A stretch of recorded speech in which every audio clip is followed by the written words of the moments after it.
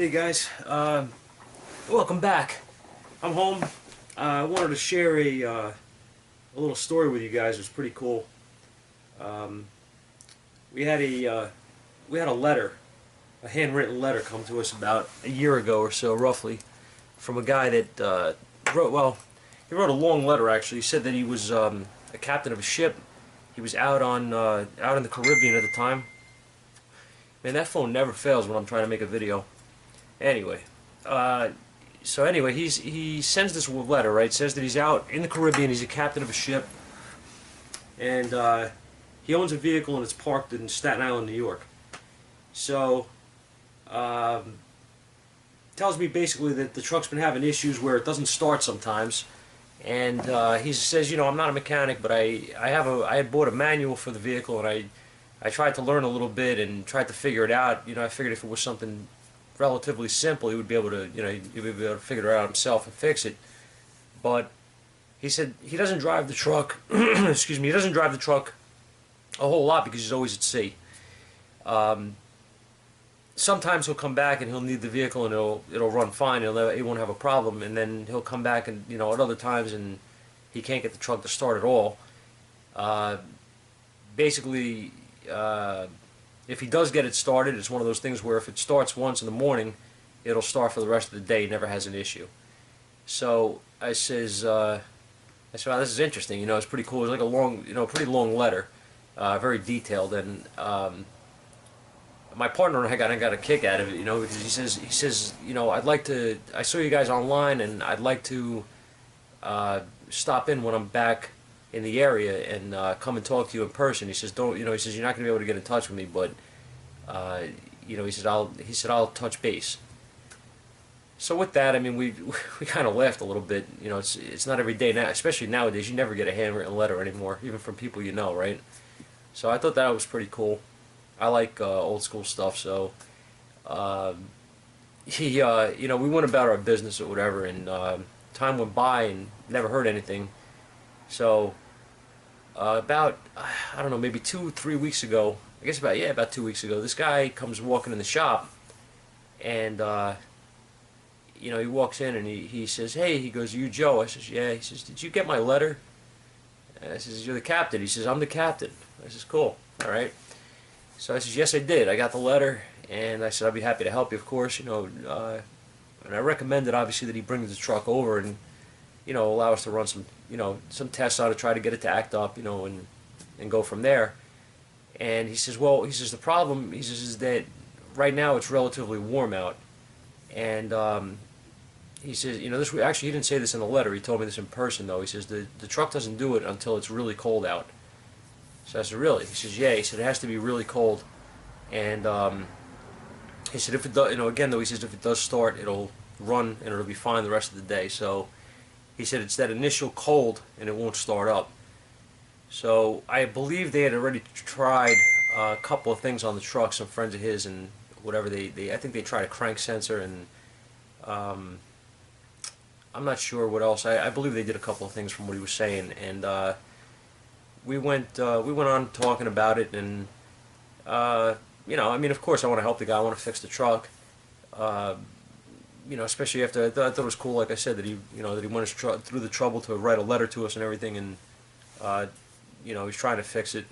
He doesn't have a whole lot of time when he's here, at port. So I really wanted to help this guy out because it sucks. I mean, you have a vehicle and you're out at sea like whatever amount of months out of the year, and then you come home and you need to go to the store and you can't drive the damn thing. So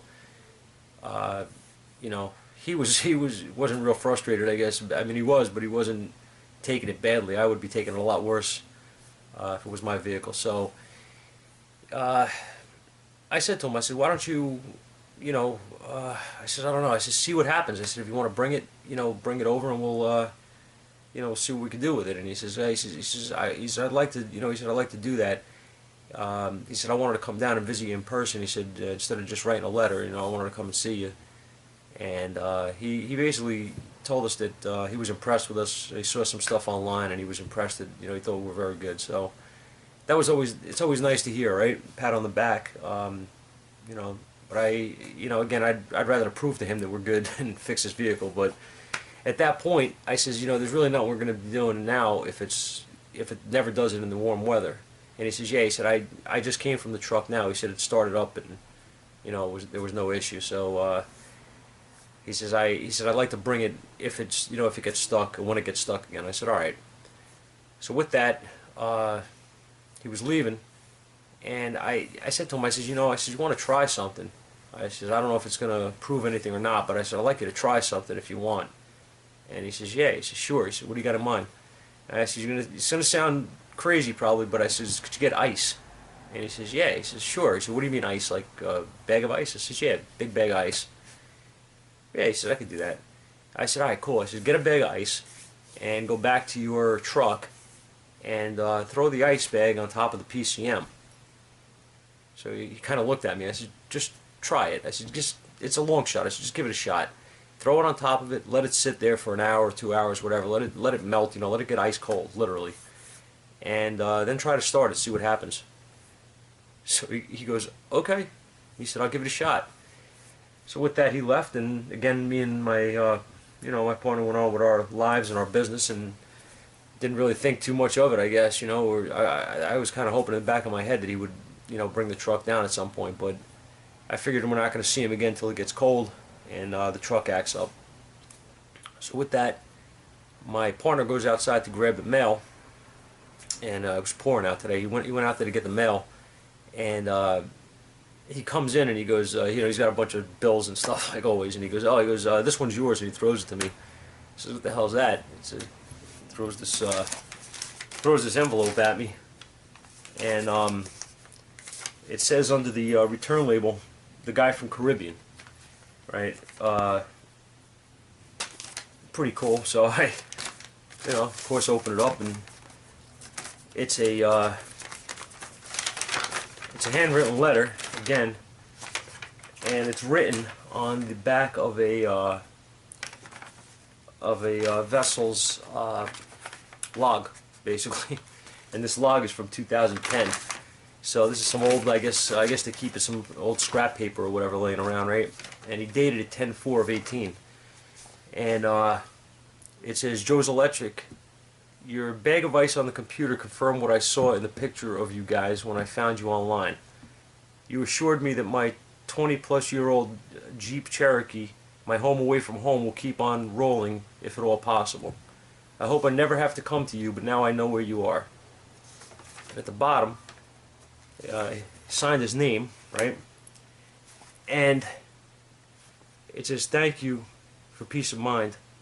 Open everything. See that?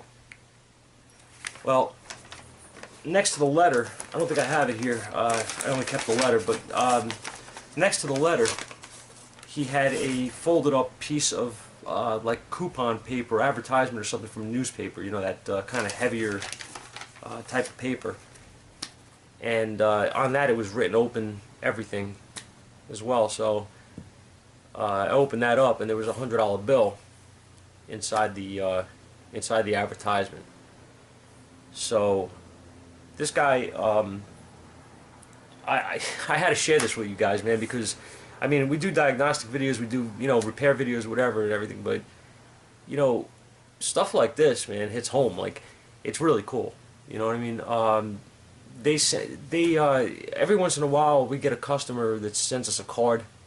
I'm sure a lot of you guys, you know, that are in the business do as well. You know what I mean? You have cards that come to you and things like that for thank yous. And I mean, we have customers that bring us homemade cookies, and you know, they'll come in with a big jug of coffee from Dunkin' Donuts and stuff like that. And I mean, you know, it's not necessary, but it's really nice. You know what I mean? The gesture is really, really nice. And I have cards hung up in the shop on my board from some of these people. You know what I mean? And this letter is going to get. I'm going to actually laminate this, and I'm going to put this up on the board, and I'm going to keep it because this stuff means something to me. You know what I mean?